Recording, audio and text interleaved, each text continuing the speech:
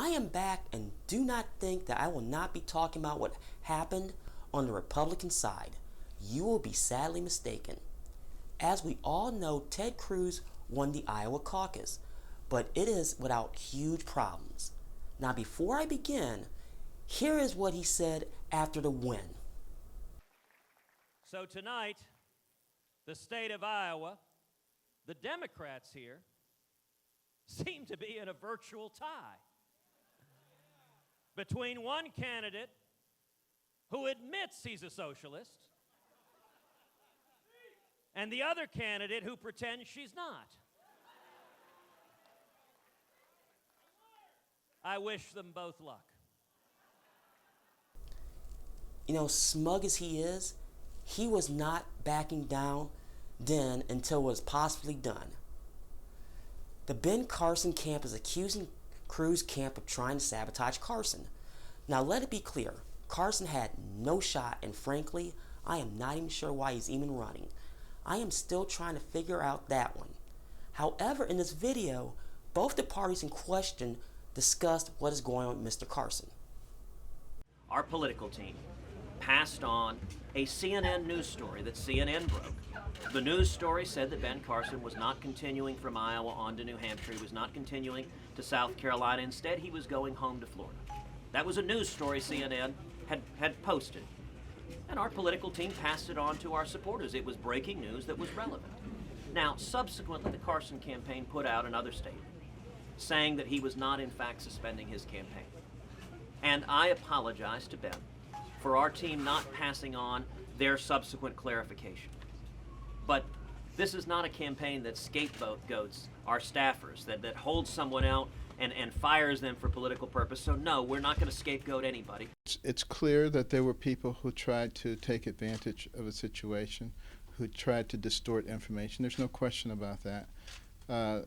Senator Cruz told me that he was not aware of that when I talked to him, and that he did not agree with that kind of thing.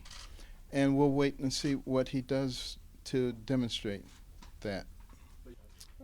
Well, he could very well have not known about it, but it's obvious that there were people in his organization not only knew about it, but who carried it out, who executed it. So, you know, we have to look at the obvious things that are going on. Dr. Carson, what you're describing? I think it did, yes. I was getting a lot of intelligence from a lot of different places saying that I was going to do extraordinarily well.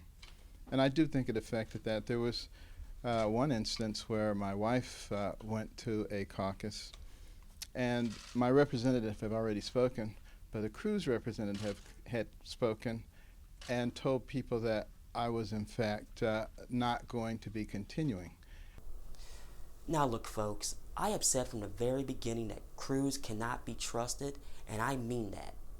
Even former President Jimmy Carter this week said as much, and that's saying something if he'd rather have Trump if he had to make a choice. And that's speaking it. And speaking of Trump, he did congratulate him on his win. We finished second, and I want to tell you something. I'm just honored. I'm really honored. And I want to congratulate Ted, and I want to congratulate all of the incredible candidates, including Mike Huckabee, who's become a really good friend of mine. So congratulations to everybody. Now, he may have said that then, but his tune changed after the story about Carson came out. Here in this video, he is outright accusing him of foul play in the caucus. Oh, that voter fraud. You know, these politicians are brutal. They're brutal. They are brutal. They are a bunch of dishonest cookies, I want to tell you. That's one of the reasons I'm doing this. It's one of the reasons. They send out an application, and it looks like it's sent by the government, and it says voter violation on the top. And it looks just like it came from the IRS, okay? Voter violation, and then it has all sorts of problems, and then it says, go vote for this guy. And I said, man, that's like a fraud. And then they have, as you know, Ben Carson, a good guy, very good guy. They said, Ben Carson's essentially left the race, vote for the guy, right? I said, how can they do that? And everybody said, How can they do that? And then he doesn't get the votes, Ben, but Ted gets the votes, and you say, give me a break. And then the pollster said, well, I told you I was right because they had us up 5%. This political stuff is dangerous, and these political people are really, really dishonest. Really dishonest. This is turning ugly right now, and you have to read between the lines on this. Now, as of this taping, Huckabee, Santorum, and Paul all dropped out, and that was just this week. You know who is next? I'm putting my money on Carly Fiorina. I am shocked that she made it this far. Now, you can say that she helped herself what she did in Cleveland, but she hasn't done much else. With New Hampshire next week and Super Tuesday just around the corner, even this pundit knows that all bets are off, and you've taken the same route too.